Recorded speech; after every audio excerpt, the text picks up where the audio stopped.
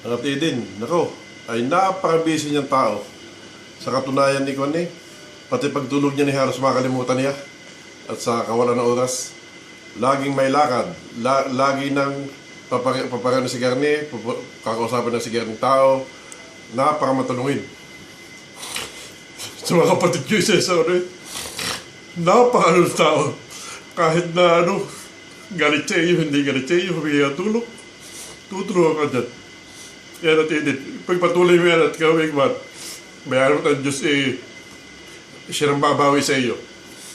Tsaka nga pala, happy birthday sa iyo. Ikaw isa, Kwan, sa 29, Kwan, senior citizen ka na. Ikaw kinakapagbayad na ng ID mo. Ha?